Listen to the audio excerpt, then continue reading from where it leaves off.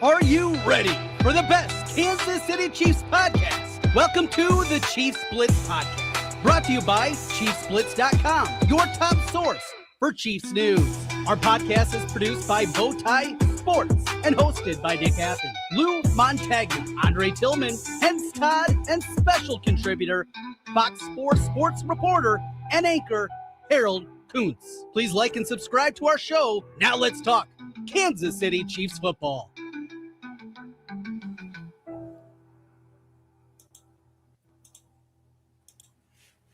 All right. Here we go. Welcome to the next edition of the Chiefs Blitz podcast.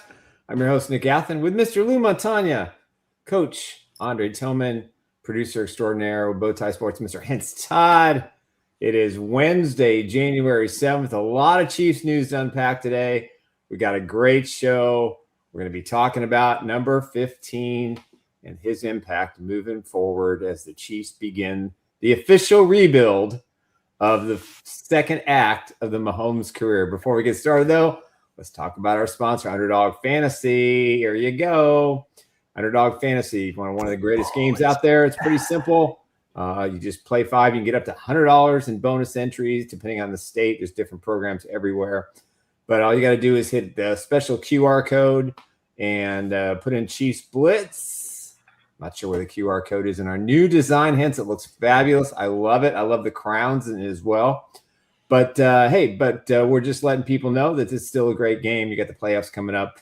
You got the college football playoff coming in. I think it begins Thursday, if I'm not mistaken. Thursday and Friday. Thursday night, you've got Ole Miss and the U. Oof! I can't wait. I can't wait for that. Friday night, a Big Ten rematch, Indiana and Oregon. Yeah, I mean there's your top 2 quarterbacks going head to head. 1, 2. Who's going to go 1? Who's going to go 2? Could be the winner.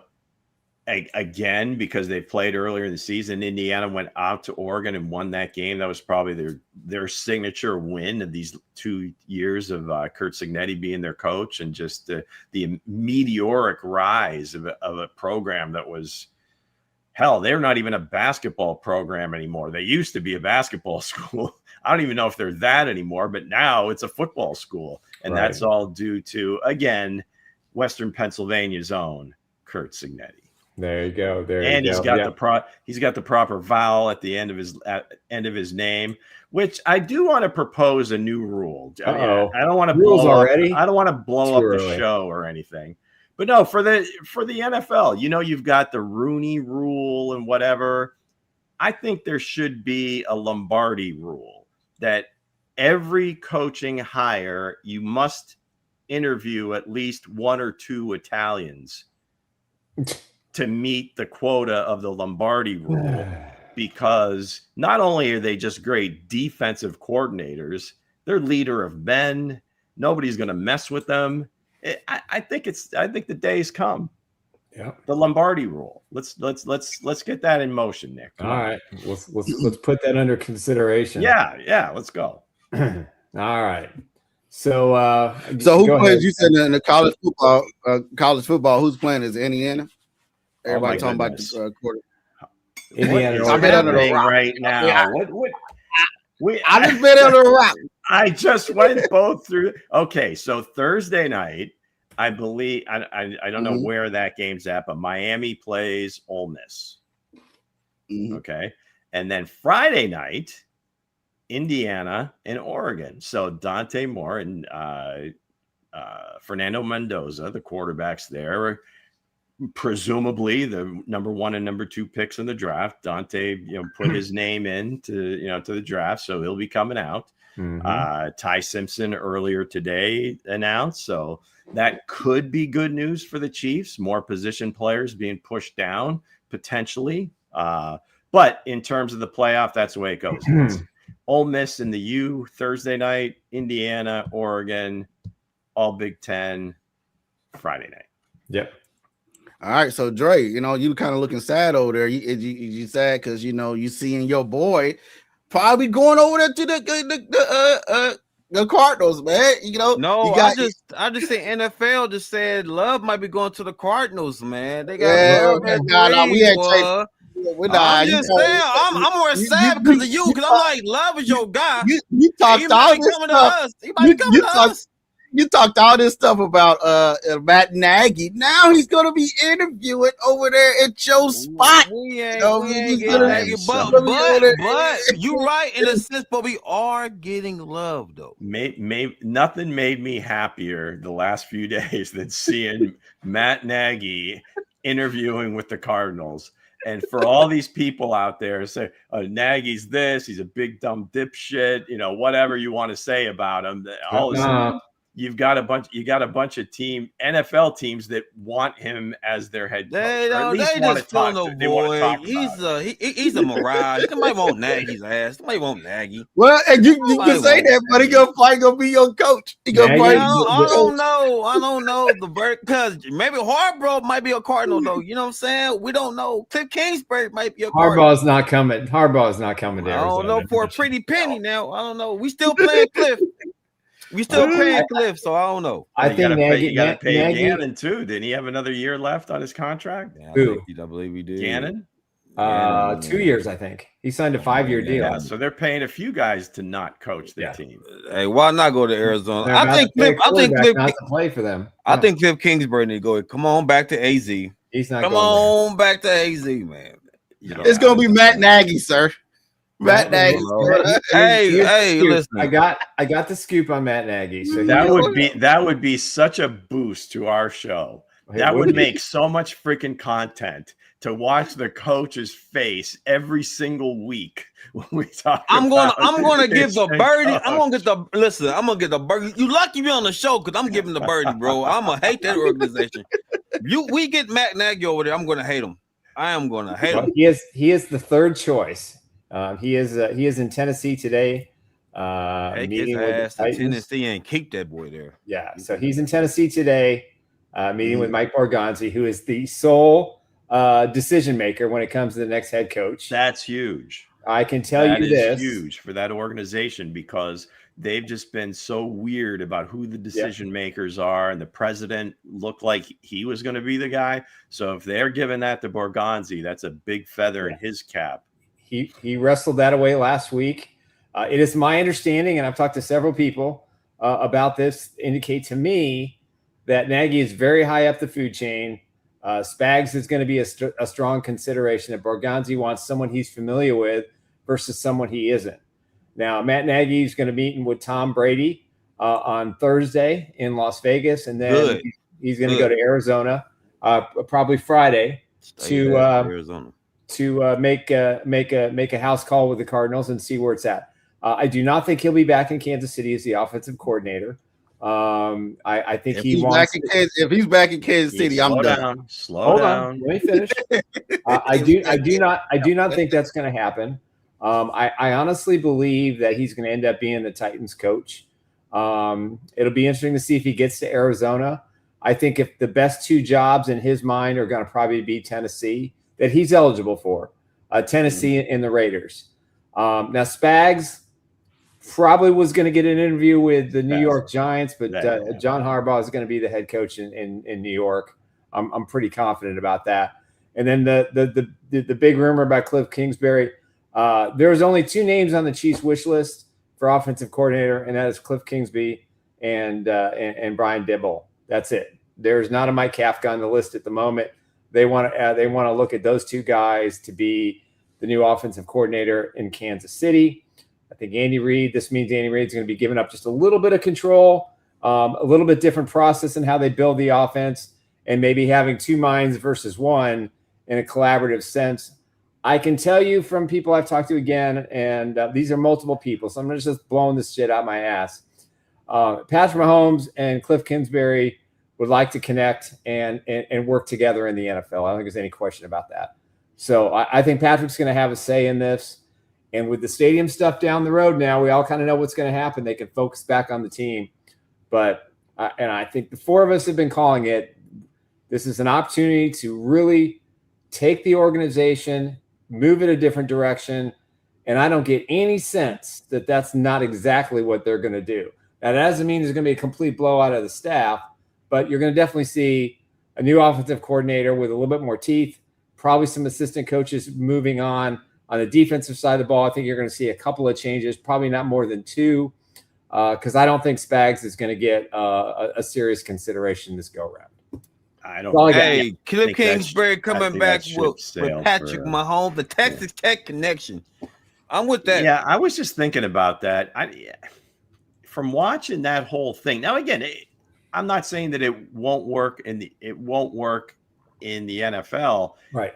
I don't exactly remember them doing like otherworldly things at Texas Tech outside of, again, what Patrick has done mostly in Kansas City is usually when he's really on fire, it's a bunch of off-schedule stuff, improvisation, and so forth. And I think that's kind of where the offense, or he has to evolve a little bit. This is where he has to take some ownership and some responsibility. And I'm sure he does, and he will in his own way.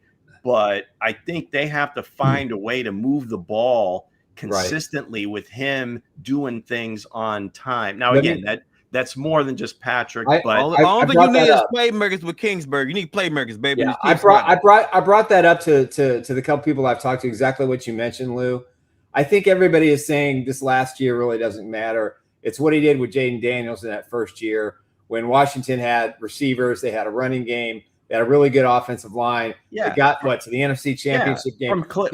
From that offense was different. Yeah, I think that's what the Chiefs' offense could become. You get me wrong. From Kliff's perspective, I think that's fine. What I'm saying is Patrick himself has to be a little bit more of an on-schedule guy, especially coming off of this injury now, because better mechanics. No matter how good the rehab is and everything else and superhuman, next year, regardless of when he comes back, it's going to be an adjustment. He's not he's not going to be able to move like he normally does and maybe get, spout out, some of these runs that he makes, to kind of change the field or flip the field and that sort of thing. So I think he's got to be a little bit more comfortable in the pocket and not bail so much. I think what Kliff brings to the table. I've been watching him since Arizona with Kyler Murray. You just need playmakers in a decent run game. Mm-hmm.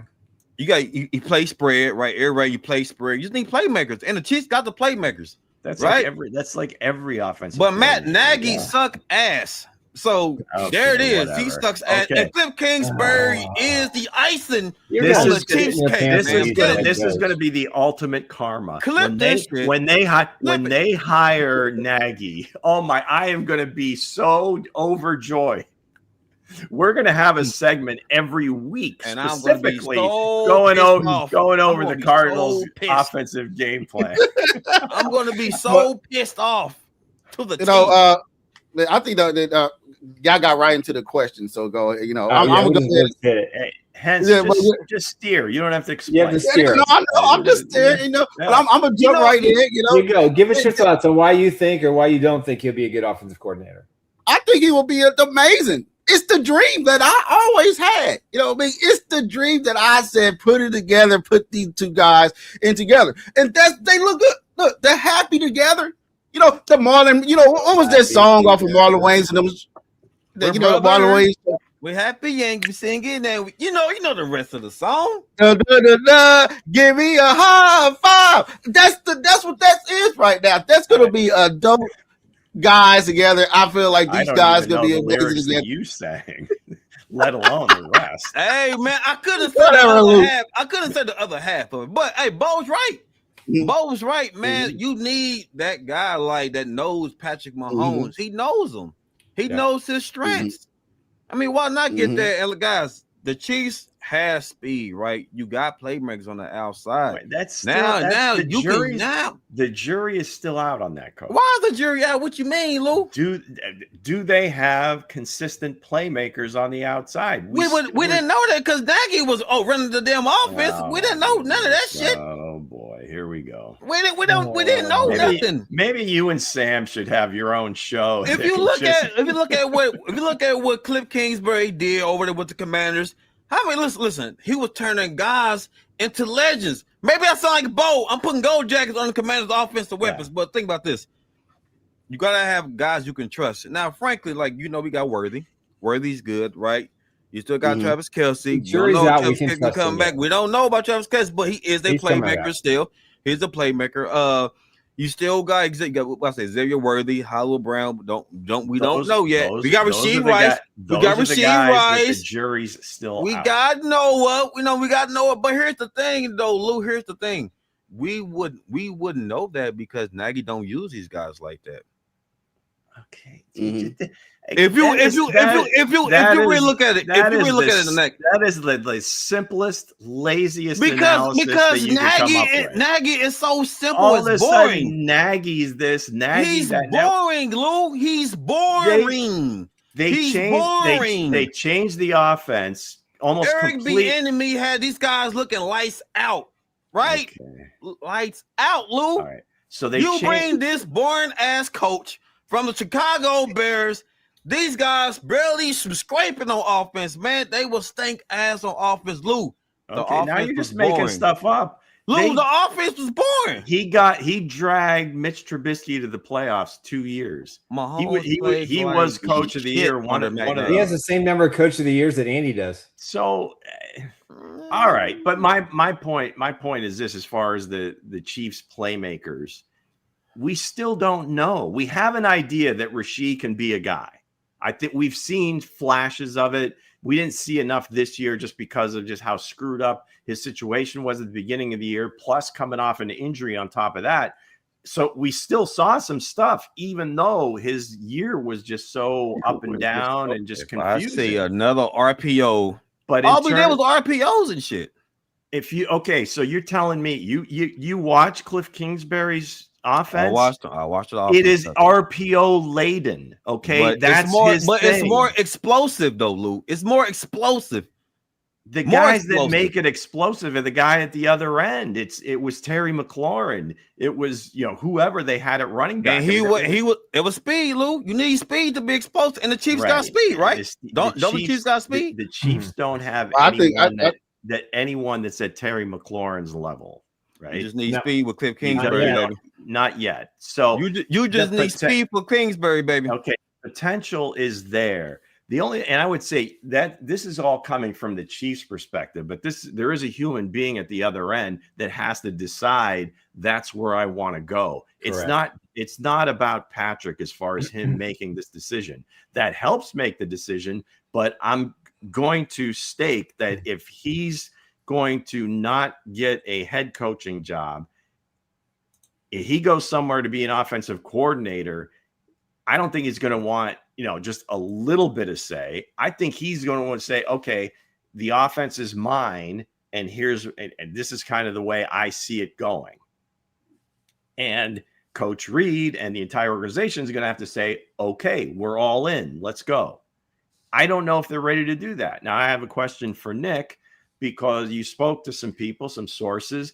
Did they say in so many terms that that's a possibility, that Coach Reed is ready to just say, all right, I'm going to take maybe a little step back from the offense, and Kliff or whoever that offensive coordinator is, let's go.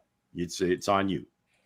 Yeah, that was kind of told to me back in October. It's been kind of an ongoing conversation that, Andy's going to be 68 this year. He's going to be under contract to age 70. I think when you sharp as attack. What's that? Still sharp as attack. Yeah, I am not disputing Andy's abilities, anything. I mean, he is still first ballot Hall of Famer. He's got 3 Super Bowl rings in 7 years. There's nothing against Andy Reid that I'm going to say, but I think when you look at the age, and I think you look at, there has to start being a succession plan. I mean, if the Chiefs are planning 5 years to build a stadium and a practice facility and all that, they've got to start building for the next, 3, 4, 5 years as well as an organization. So I think with the decision, if they bring in, Kingsbury or Dable, I think Kingsbury is going to be better suited, I think, because of his familiarity with Patrick. However, Brian Dable developed, the quarterback in Buffalo, and Josh Allen, flourished under him. And honestly, their offense has been good, but not as good as it was with Dable there, in my opinion, because they've gone through different iterations.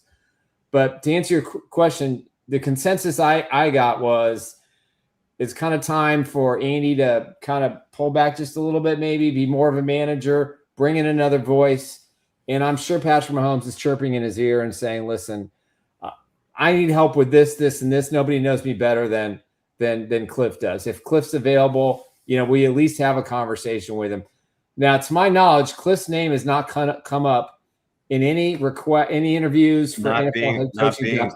That is a significant lack of noise to make this situation. I can tell you, I think it's those two. I don't think Mike Kafka's under any kind of consideration at this point, unless he wants to come back as the quarterback's coach, which I'm sure Andy and Patrick would love. I think after yesterday, there's probably at least the teams with openings and the teams that were teetering on having an opening, their plans have kind of all changed because now all of a sudden, you've got another Hall of Fame coach that is available. Say what you will about him, whether you like him or not. I'm with you, Nick. I think the Giants is his for the taking. Yeah. The only other one I could see him potentially going after, and I guess it depends on whether he likes the quarterback or not in Atlanta, because there's a lot of talent there. They had a really good draft on the defensive side of the ball this last year. Mm-hmm. And so I could see that. And plus, I think Arthur Blank, he just kind of has a reputation around the league as being a pretty sharp business guy. Obviously, Home Depot, all that stuff. Harbaugh will sell tickets, and that would be a good one for him. But I think the Giants seems to be, outdoor team, toughness. You got the young quarterback.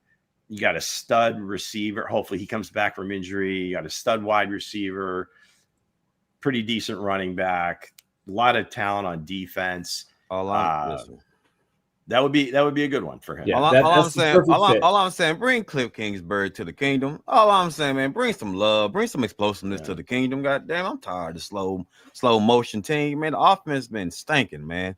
We missed those days.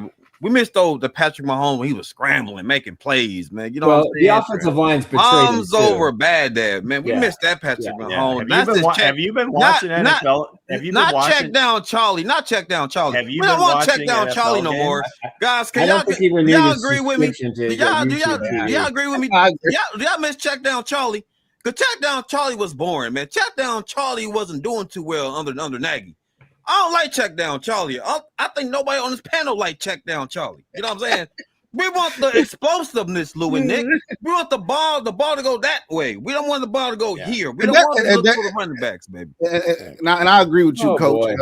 I agree with you because what they said, man, you got to go get Kliff when it's all said and done. Put those two back together and see what happens. You know what I mean? Hey, I think it's going to be a bombs over Baghdad. Like Dre said, you see them light it up. You see what they did over what he did with all his teams he was with. I don't know why the Commanders let him go anyway. You got any insight on that, Luke? Why the Commanders let him walk? And the only thing that's been reported is that it was a mutual thing. So basically, what that tells me is that they wanted to give him the opportunity not to say that that he was fired. Right. I don't know. So maybe it was a mutual breakup. Maybe he and Quinn just kind of weren't seeing eye to eye. I mean, the offense. Now, granted, he didn't have Jaden Daniels for most of the year, and had a bunch of other injuries too on that team. McLaurin was in and out of the lineup. He had that whole weird thing with his contract at the beginning of the year. So that whole situation just kind of devolved as the year went on, because I'm sure, I don't know if we did picks before the season started, but I would imagine a lot of us would have had Washington as a playoff team. I would have. Got to the championship game last year. Young quarter was just a rookie last year. Oh, everything's looking good. I had them winning the division. Kliff's got it rolling, but something fell apart, obviously. And, the injuries. It was injuries. It was injuries. Daniels went down.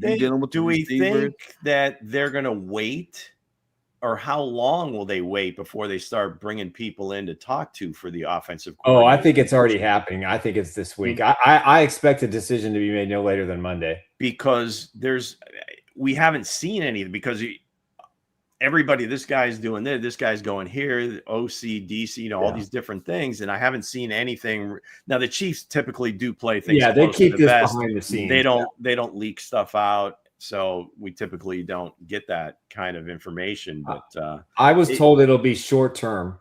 There'll be a decision soon. So with that said, let's get to the next question, Luke.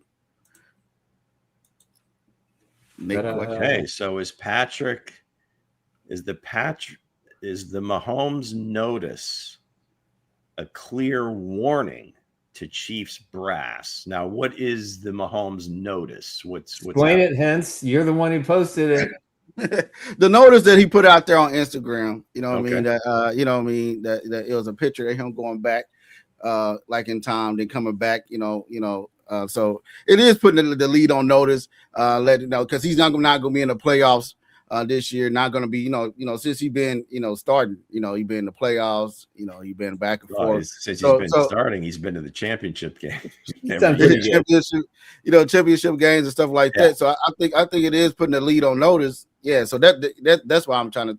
That's why I was and then what would be the warning to Chiefs brat? Like what is he putting them on? What's he warning them about? I think they better get on the same page that if he's going to sacrifice himself, and the fact that he's given so much to this organization, that, we kind of already talked about it. We already know changes, some form of change is coming. Right. And I think he wants to see, he wants to see some significant difference. He wants all the rows to be paddling in the same direction. And I've said this before, and I've been kind of waiting for that Patrick Mahomes to have that Tom Brady moment where he says, this is what I need. This is what we need to do. These are the kind of players we need to get on the roster. This is what I need. My game is going to significantly change going forward. We can't do what we've been doing for the last 2 years. He sounds like Joe Burrow.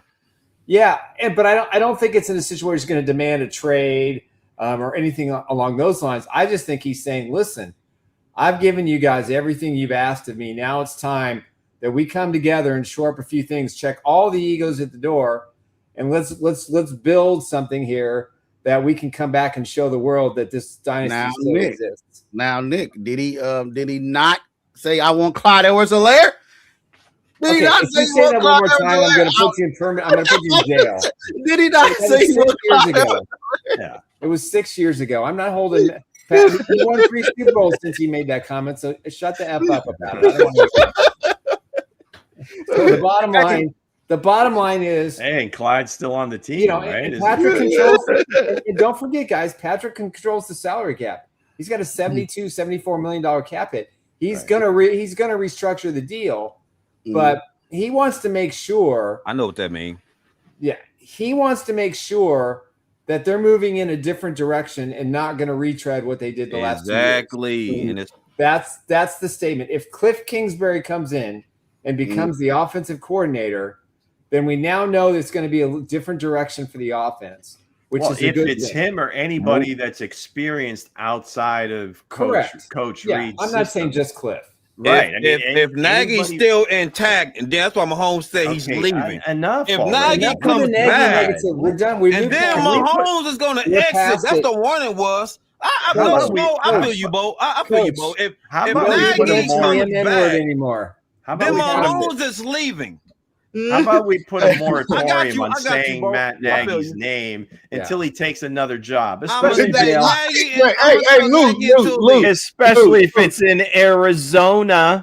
I'm gonna hate him, Lou. I'm gonna hate his guts. But if Nagy turned the organization around, they're gonna love him. I'm gonna love him. I'm gonna love him. I feel sorry for you. The NFL, the Bears, and the Cardinals in the playoffs. You won't be talking bad about him at all. Hell no, I'm going to love Nagy. Oh, God, maybe it's the wrong fit. Maybe it's the wrong fit. I feel sorry for you, Dre. So he probably announced next week that he's going to the Have the Bears been to the playoffs since Matt Nagy was fired? This is the first year. But yeah, I think he's putting the lead on Warner, man. Because Hey.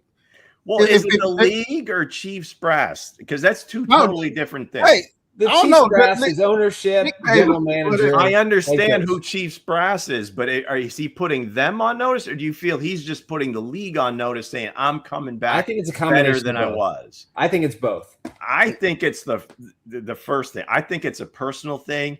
He does. I don't think he moves that way with like subtle innuendo and things like that. I think if Patrick wants something, he'll go right to the horse's mouth. Oh, of course he will, and say, "This is what I'm thinking. Whatever, can we have a conversation about this, that, and the other?"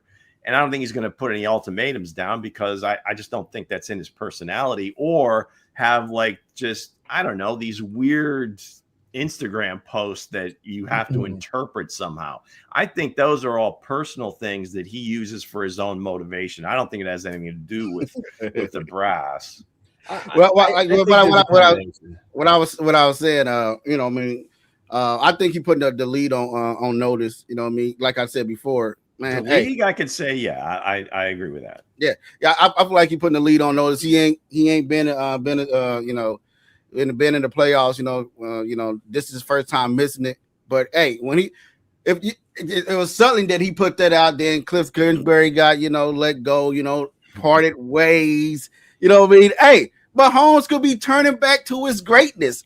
The boogeyman status is going to be back. I know Dre said don't talk about the boogeyman no more, but the status is going to be there for this guy to come out to be the greatest of greatest, man. Hey, work out great. Look in the mirror, look at your season, look at 2026 and say, hey, before I got hurt, the offense wasn't clicking well. Me and the receivers was out of sync. You know what I mean? The offense wasn't clicking well. And I feel like this the king of the West is going to come out here and be back on the throne when it's all said and done. So, hey, sit back and enjoy. Sit back and get this thing ready to get it up and cooking. So what they said in the chat, Coach? Well, go ahead, Luke. Go ahead, man. Go ahead. Well, Mahomes playing his own GM here. He's cutting people, restructuring things. This is awesome. Hopefully the math works and all that. I guess the ones that we could talk about, close. I guess, is if you trade Trent, I mean, there's got to be somebody at the other end that wants him and is willing to give you some draft picks. And then I would imagine they'd want some sort of long-term contract that he would have to agree with that team. Then that's going to affect what the compensation is, draft picks wise. So there's a lot here. But yeah, there's going to be significant change. They've got to do a lot salary cap wise to even have a free agent budget. And then have enough to pay your draft picks too, because now you've got a top 10 pick. That's a much bigger amount of money. So a lot's going to be happening here over the next, 7 or 8 weeks or whatever it is before the league year starts. And so there, okay, Gray is bad. Right. You lost me there now. That was a hook. I was trying to give you. Not bad. He's just I was going to try to give you props. I know you were. And now you spoiled it. Yeah. Damn. Came in hot too, Luke. He came in hot. You could have your opinions about 50 Shades. And I don't agree with that, but I think opportunity has a lot to do with it. I mean, I think facts. I don't know. What do you have, about like 40 targets the entire year? I mean, I don't even think it was that many. I don't even think he had that many. No. So, and I don't think it was on him. I think it was just the way, just rotation and whoever they were using at the time. But given the opportunity, I think he'll be all right. Ken said right. We still don't know how good Gray is when Kelsey is playing before him. Now, yeah. I mean, I get that too, Ken. I feel that too. We don't know. If you're looking at just in that room, if you don't believe that Wiley is going to be a replacement or kind of somebody that's going to be a playmaker in this offense, close to what Travis was or Jake Brenningstool, Noah's not going to be that guy. He's going to be close, but he's not going to be that guy. Yeah. Then maybe if there's no real impact players at that point, or there's no edge rusher that you like that much, then maybe Kenyon Sadiq becomes a guy because, he's got a lot of playmaking ability. He's got speed, athleticism, the whole thing. So if that's a way to kind of improve the pass catchers, let's just put him in that group, not just tight end, not just wide receiver, but just all of them together, that he could certainly be a guy that could help you there. But damn, Lou, that tight end room gonna be thick though. Shit. All right, so let's get right to what I don't know if y'all seen what Travis Kelce said on his podcast, but let's get to the next question, Lou. Please let us know. Has Travis Kelce already hinted about his return in 26? Go ahead, Nick. Yeah, I think I would say at this point, Travis is going to come back next year. I think they're going to sign him to a 2-year deal, probably about $15 million, give him about 10 of it up front, and then they can bite the bullet on the second year. I think he'll sign for a team-friendly deal. He basically said today if his body thinks that it can endure, 18 to 21, 22 games, getting through the Super Bowl one more year, he still has the passion, desire to play. I think it's been trending more in the last week that he's likely to come back. Now that doesn't mean that they're not going to draft, his replacement. It doesn't mean they're not going to try to develop Brenning Stool. It just means that, here's a guy that's a leader. He still can be productive. But again, I still think the offense has to shift. Travis can't be the focal point going forward. I mean, they got to have a running game. They got to have better production from the wide receivers. They need the offensive line to play to mesh better. They need to stay injury free. I mean, there's a lot of things, but I feel more confident that Travis is going to come back. I think that's probably what he hinted during the meetings Monday. Right now it's body recovery time for him. He made this decision, I think, back in February last year, well ahead of free agency.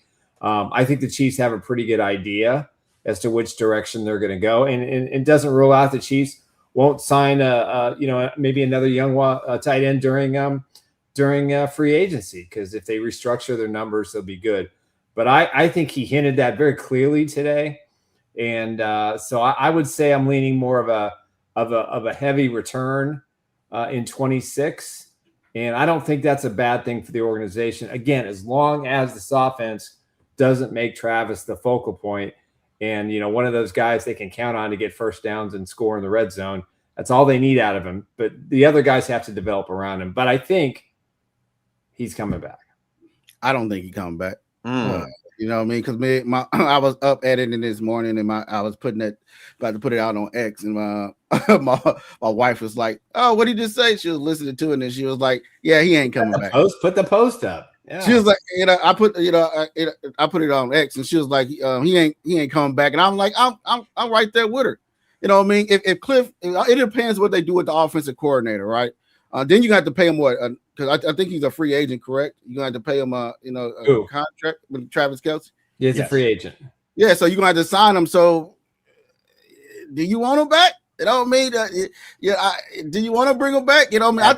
I think he will be chilling on the couch, getting model gigs and everything else. I think he will be out there just in love with Taylor Swift, enjoy his life, getting in the broadcasting booth. You know what I mean? Doing what the Gronk used to do, and maybe be a great tight end coach when it's all said and done, or a head coach. Coaching. Other than that, but I don't think he returns in 2026. You know what I mean? I think this, the writing's on the wall. You know what I mean? He's gonna hang it up. You want to go out healthy on top. He's on top. Go out healthy.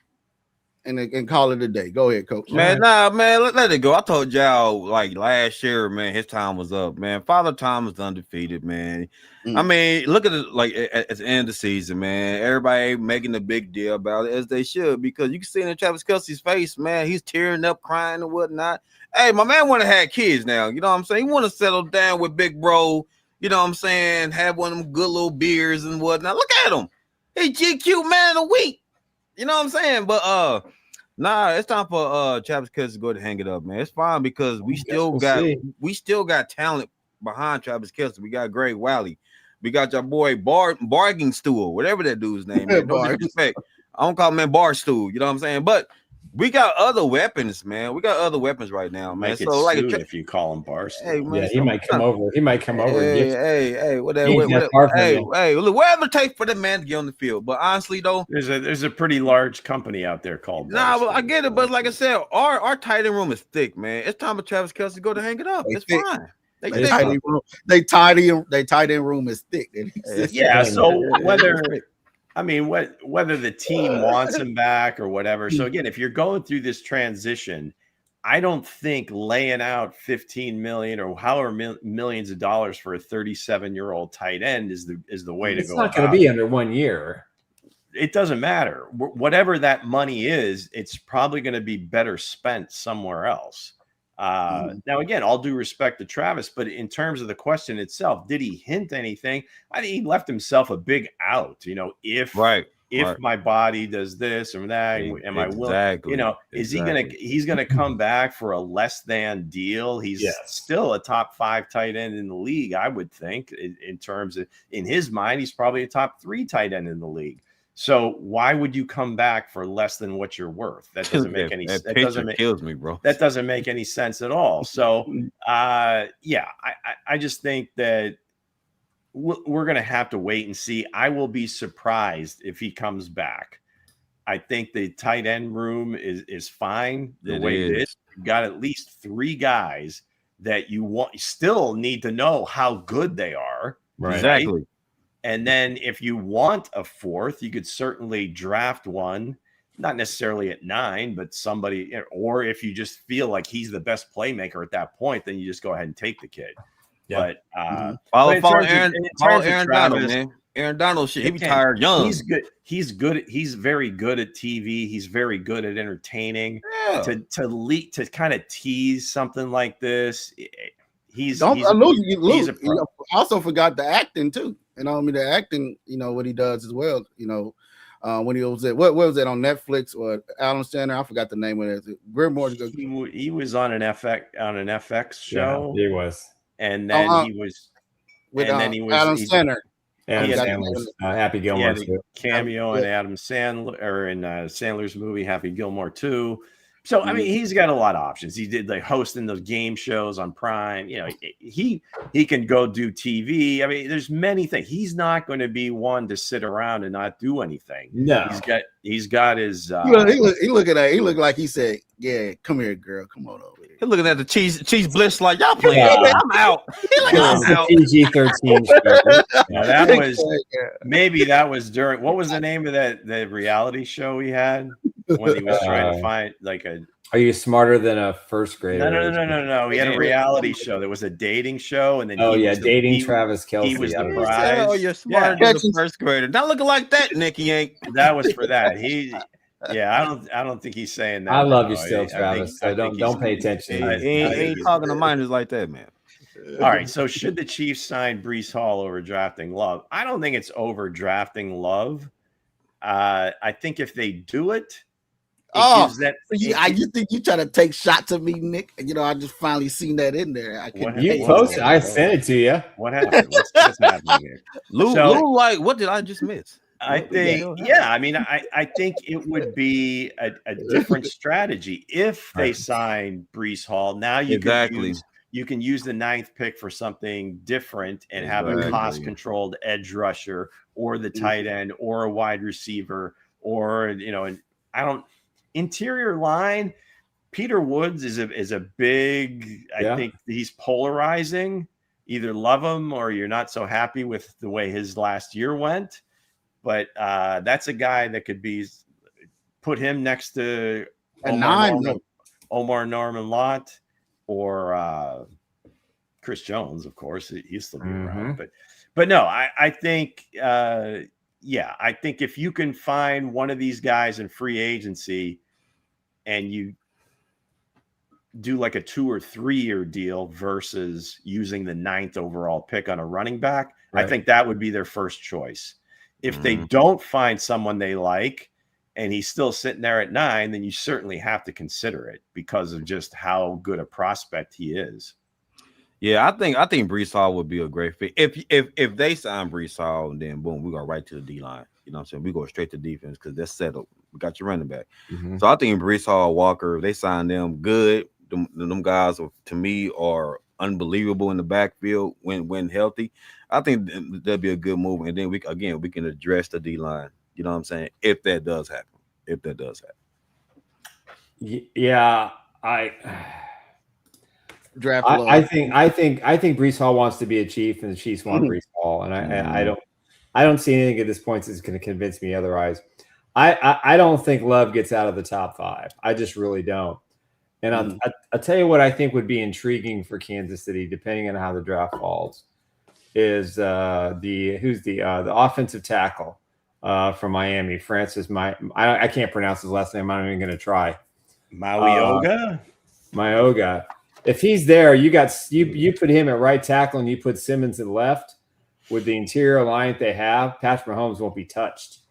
And I wouldn't be shocked if the Chiefs went that direction as well. So by signing Hall, and I think Dameon Pierce as well, I'd like to have that 1-2 along with, obviously, Mr. Smith being the third back and intertwine those guys. You're going to have injuries. You're going to have guys banged up. But I would not be surprised if the Chiefs address the running back situation. Because, again, if Arizona loves this kid and their new head coach loves this kid, loves the guy, he's the guy. Getting a Christian McCaffrey type of mentality. You're not getting a Christian McCaffrey type of player. This would be the highest a running back has gone since Saquon. So at 3 for a team that maybe has some other holes to fill, that that's gonna be a tough one. That's a tough choice. Yes. Yeah. We gotta see who our OC gonna be in Arizona real quick. We gotta see who our OC gonna be first. We already know who that is gonna be. Matt Nagy's gonna be the head coach and OC. He's gonna call plays. Man. Oh, yeah. Hell no, boy. I'm gonna be hurt, boy. It's gonna be Matt Nagy. You said I'm gonna be hurt on draft day about Love. You're gonna be hurt in a couple of weeks about Matt Nagy going over. Whatever, man. But other than that, man, I don't think it's if they do sign Breece Hall, I don't think Breece Hall will leave the Jets. You know what I mean? All the stuff he wants no part of them. They need, you know what I mean? If they throw the bag at him, he probably he won't sign. You know what I mean? Other than that, I won't. I don't know if it's just me, but I see greatness. I want this kid in a Chiefs uniform ASAP. Put him in a Chiefs uniform at 9.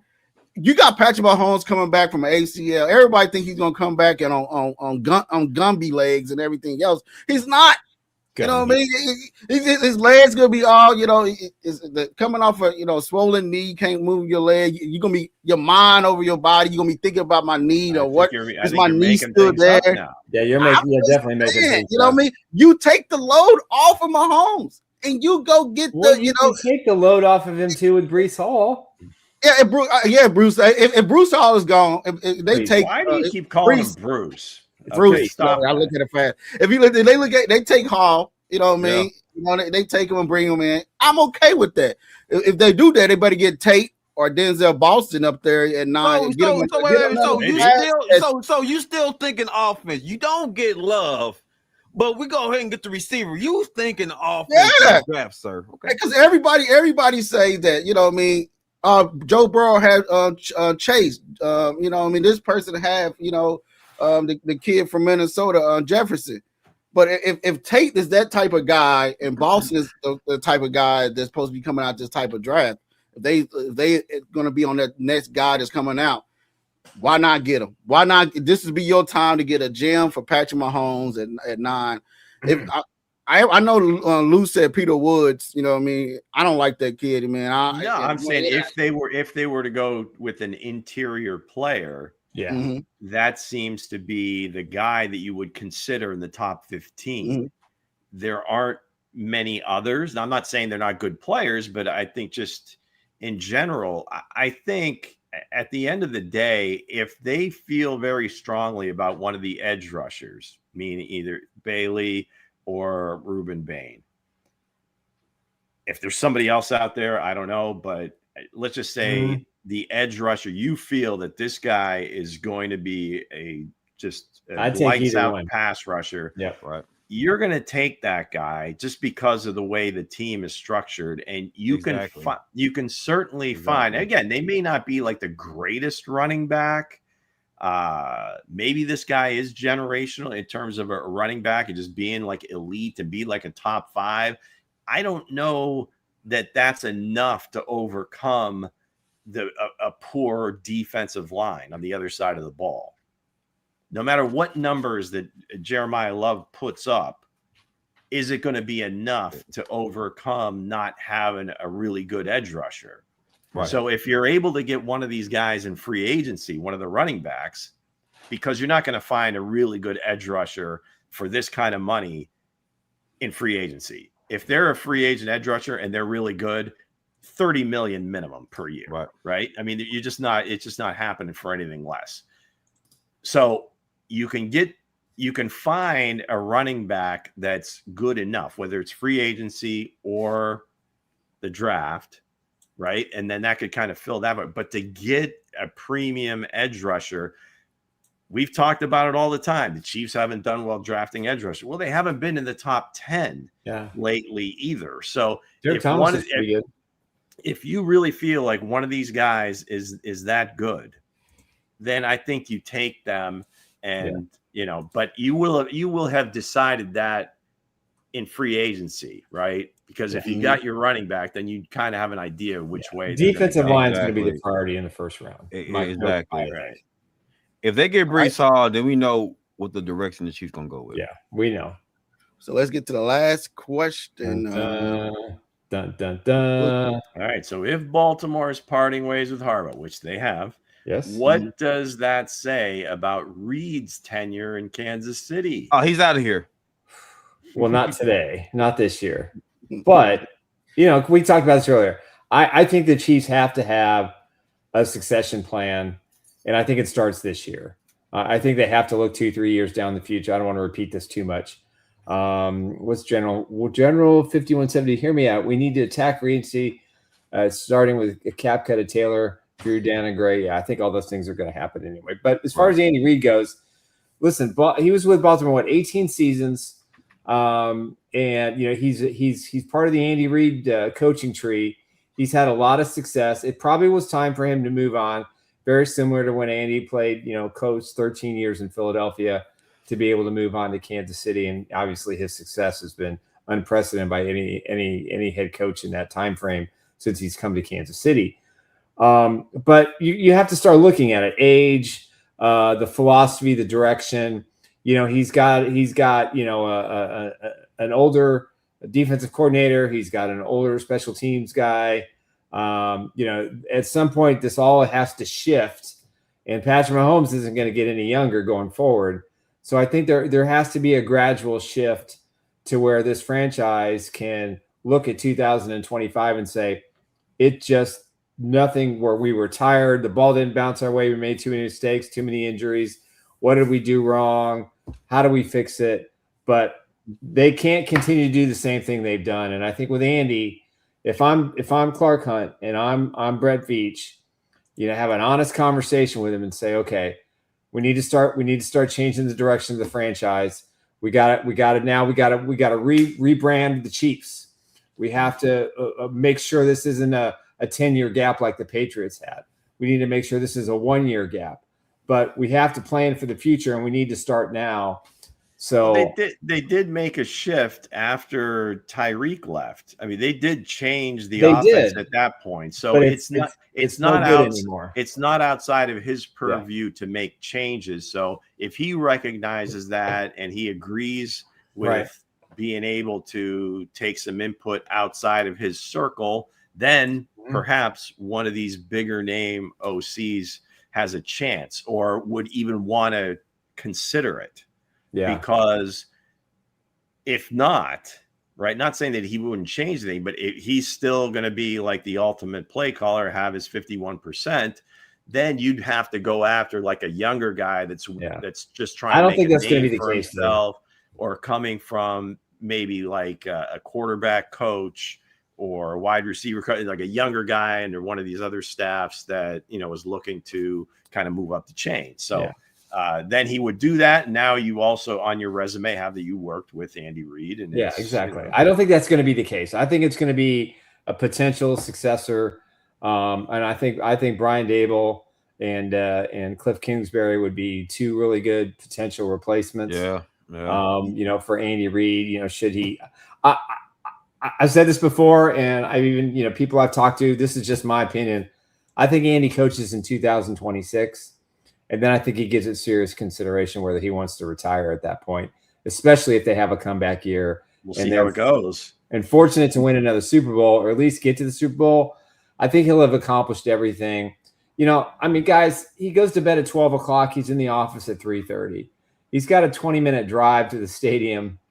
It's insane. He does it every day, except on game days. Yeah. And, at some point, his wife Tammy's going to say, we got, 17, 18, 16, 10 grandchildren. Hey, man, try.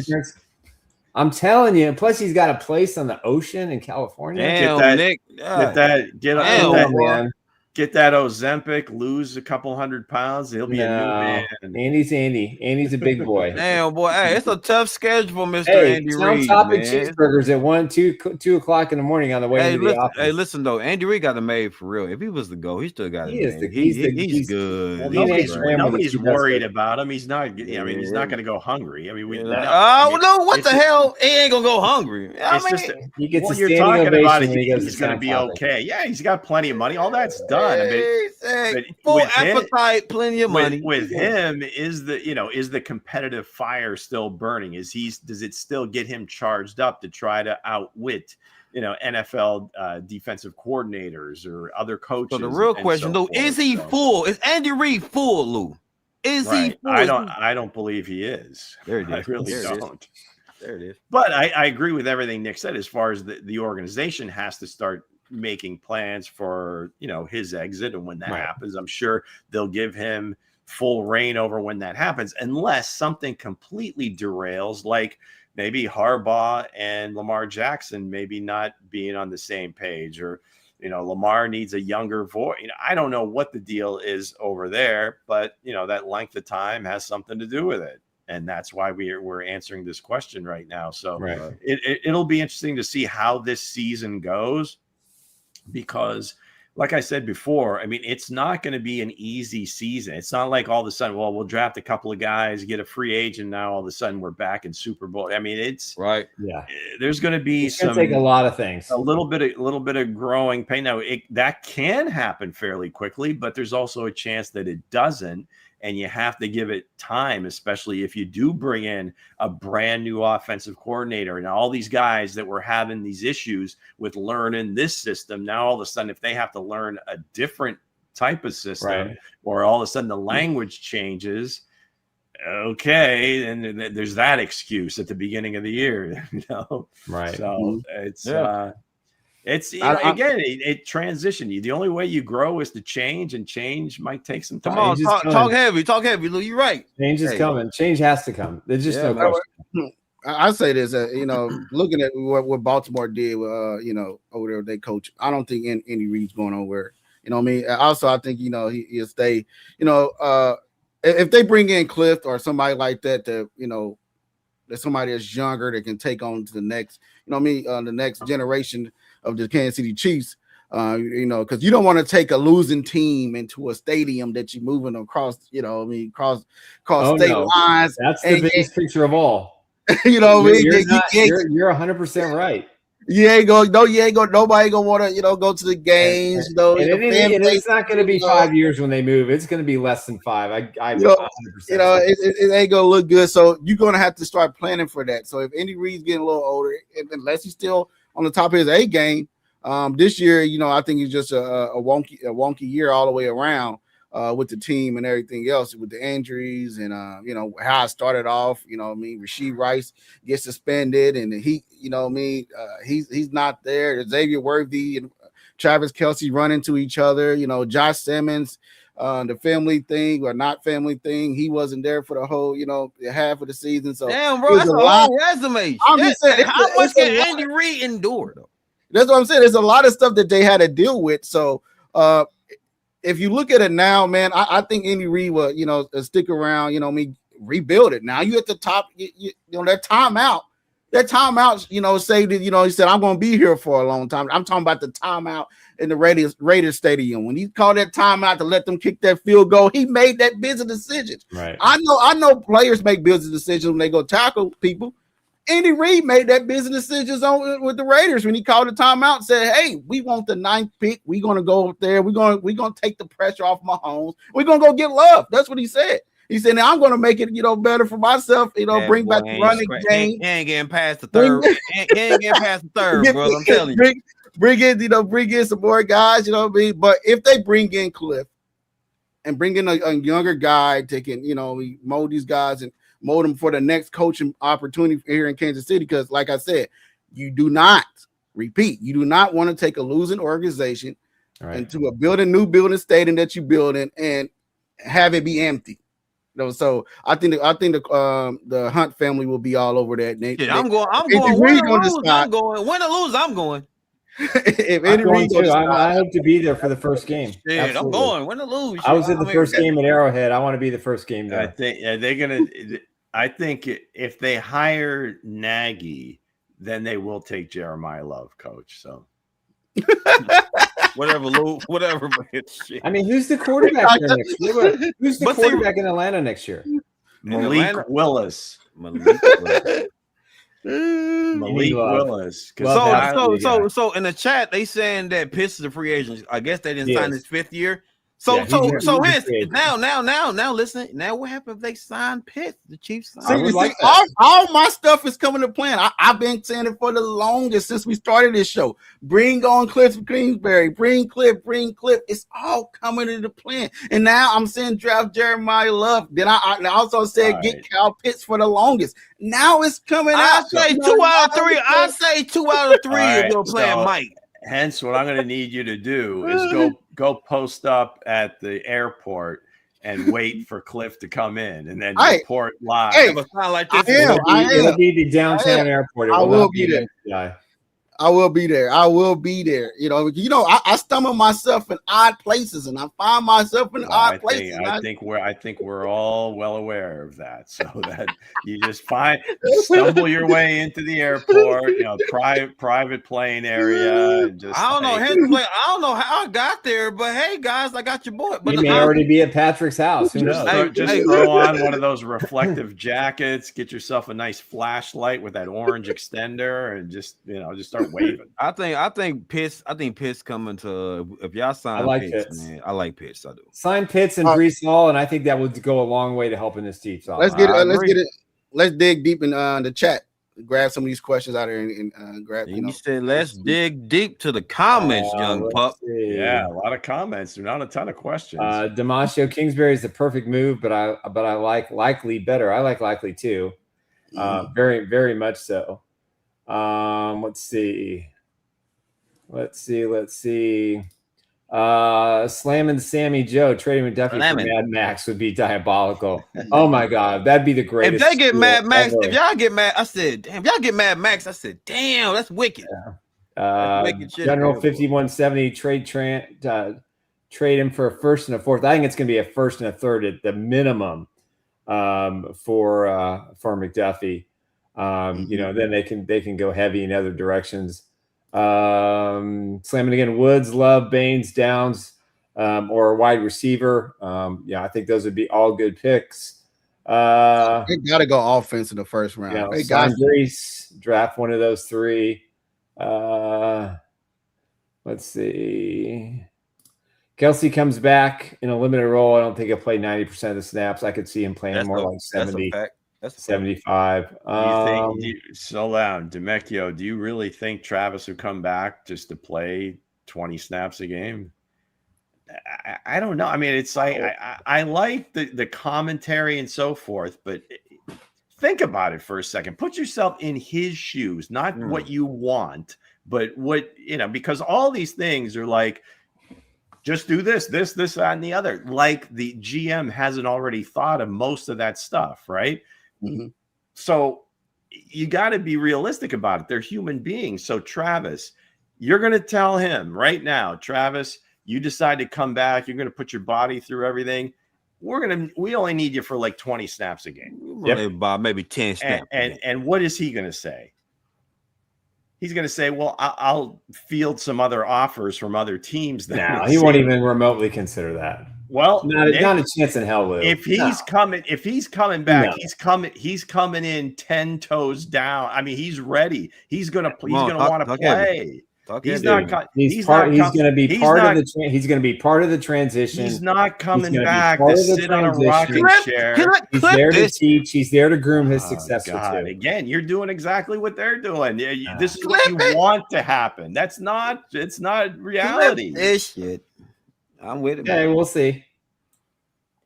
Now, if he comes back, he's going to want a very major role in coming back. I understand that. So Lou said, I'm coming back from my body through all this torture to play less snap. Nick said, the Chiefs offense is at its best when it's using all of its personnel. All of its weapons to everybody. Yeah, but that does, and that's fine. I'm not talking about target share. I'm talking about snaps. He's going to want to be on the field. He wants to be on the field as much as he never has been in the past.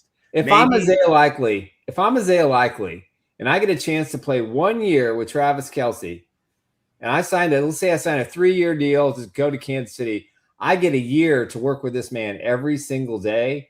I'm going to be a better tight end, not only in the first year, but in years 2 and 3 because Travis is there. That's what I think. So I think it has more to do with the fact that he's going to be present and work with the tight ends and work with his receivers. That's Isaiah's piece of it. Right. Travis isn't coming back to be a coach.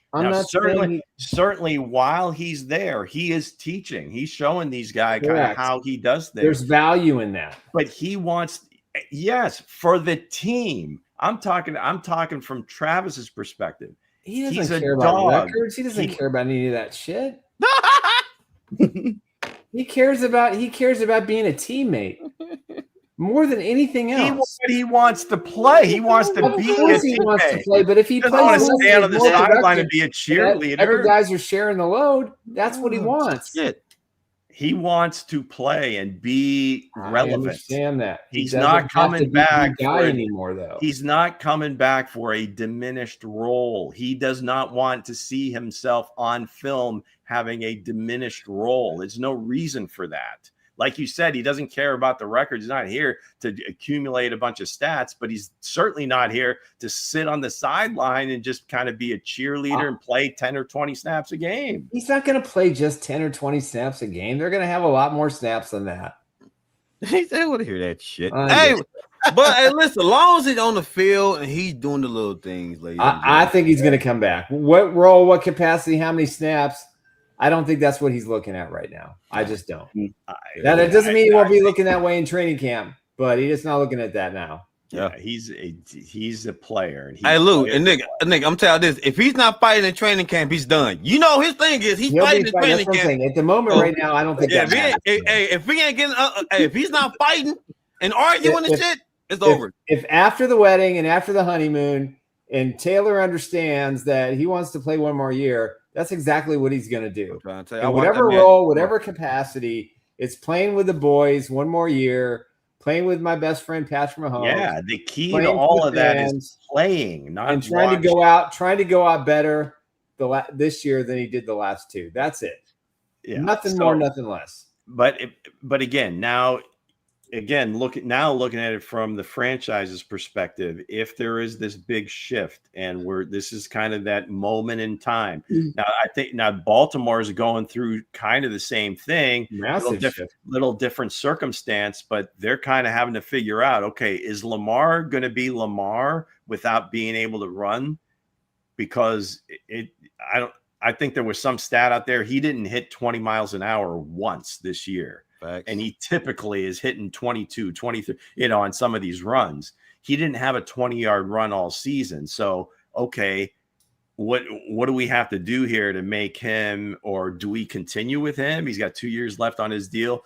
Where the Chiefs, it's more of kind of, okay, making that decision. Like I said a few shows back, they have to decide, okay, what's this offense going to be? How are we going to do this? Get Patrick on board. Everybody's got to be on the same page. We get players that fill those positions, and then also the money has got to be right. to spend it on a 37-year-old tight end, $15 million a year, whatever the hell they're going to have to pay him. Does that make sense? Mm-hmm. Does it? It depends. It depends on the passion, man. It depends on the passion. If you're building a team or actually rebuilding a team, okay, and you have to allocate resources to other players that you have holes, do you allocate that significant number to a guy again that is 37 years old playing a skill position that isn't going to be the dominant player on that side of the ball? Hell no. Do you do that? I don't know. You would have to have a lot of other pieces in place already and say, this is going to be a luxury in keeping this guy, but he's meant a lot to the organization. I don't know. From a veteran standpoint, we owe him this, but we kind of do owe him this. To help the young rookies as a veteran, I get it though. Well, go ahead and do it. But if you're changing focus and so forth, it's better 1 year early than 1 year too late. Still need that veteran leadership, though. Because now you've spent all that money. That's maybe 2 or 3 young guys that aren't going to be on the team because you're paying him. That's a tough spot to be in. And I don't envy Veach, but some of these decisions are going to be hard. And that's probably the biggest one right there. Yeah. Well, a lot of hard decisions coming up, and we'll kind of see how it plays out. So at this point, we'll just kind of see what happens with the roster, with the decisions. But I think the offensive coordinator situation is going to resolve itself, and then we'll worry about the tight end situation. Nick, what gives you the confidence that it's going to happen so quickly? What have we? Because I think they want to put their staff together before all these other coaches are hired, and they don't have some of the coaches that they might want. That's what I think.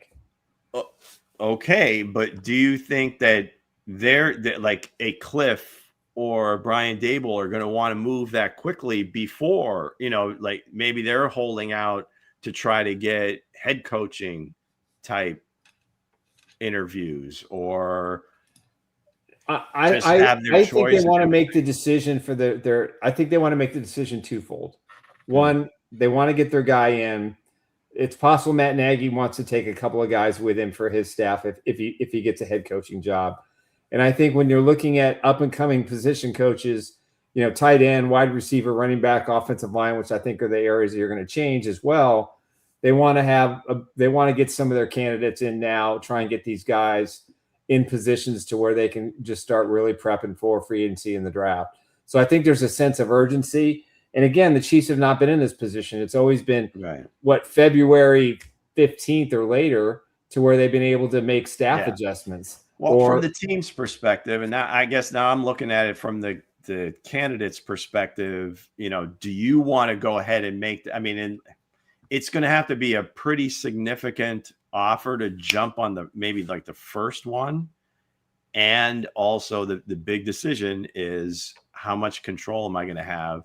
Am I going to be able to bring in my own underlings? I think all those questions have already been answered. I mean, I really do. Wow. Because I don't think they're in this position to where they're considering looking for the first time outside of the Andy Reid tree. Yeah. And so this is significant. I hope you're right. I really do. I just think that's the only direction in which they can go going forward. They just need another voice. And I'd rather have someone who's very familiar with Patrick Mahomes be the offensive coordinator than someone who's trying to learn him. It's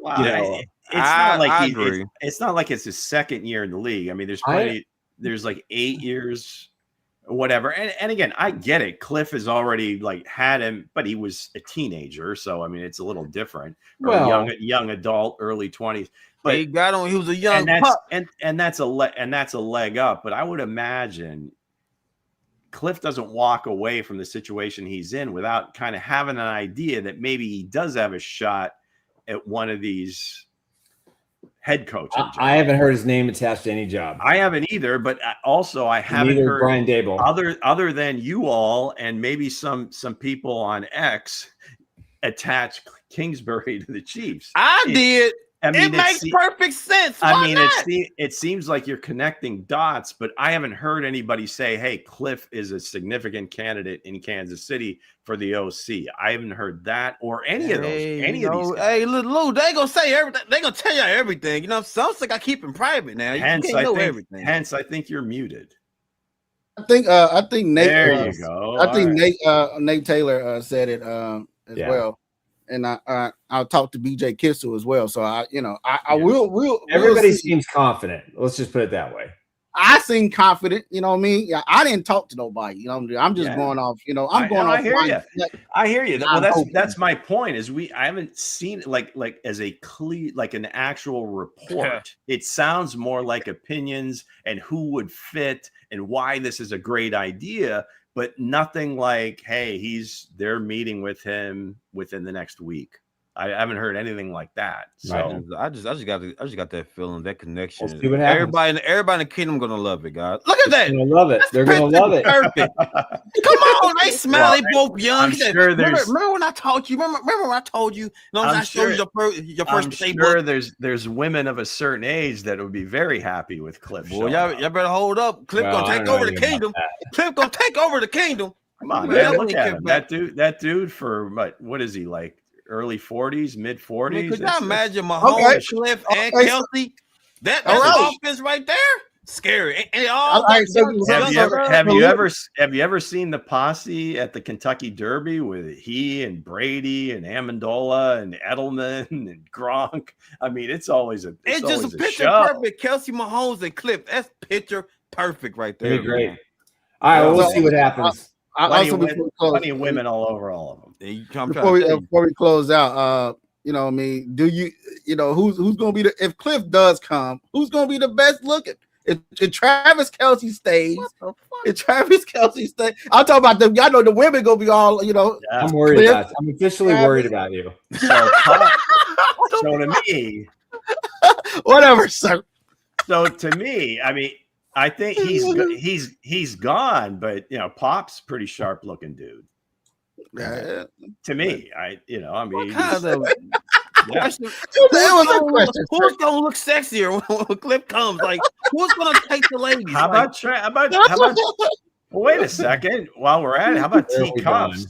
T Cuffs is clean as could be, man. That's come on. How we go? What's he like 25 years old? About 25 years old, about to get paid, sexy as hell. Come on, T-Cups. Hello. We blame Bowtie on that one. You know what the hell that shit came from. But hey, we want to thank everybody for joining in on X, YouTube, and Facebook, and everywhere you watching or listen to on Apple Music, Amazon Prime, and wherever else. But buy podcast being wherever it is called. Podcast, Apple, iTunes. I mean, you're pretty much anywhere you listen to, we're connected. So check out the wherever you get your podcasts, as they say. Yes. Wherever you get your podcasts. These are technically podcasts, yes. Wherever you find, listen. The way that my man said the last question is sexy. I said, who gives a damn about what three is gonna be sexy? Where the hell did that come from? There's a bunch of women, and some of them are viewers that I think are pretty interested. Yeah, okay. Don't you think? Well, you're right. Wouldn't you say? All right, guys.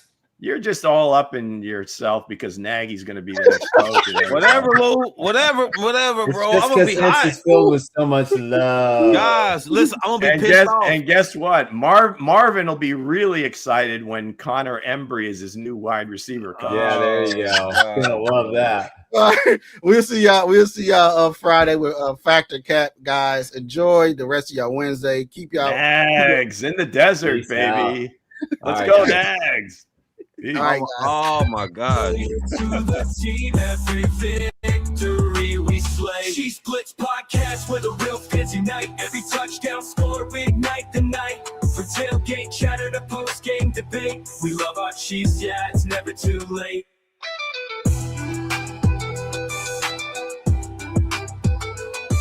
So tune in live, don't miss the hype. Chiefs Blitz podcast, it's what we type.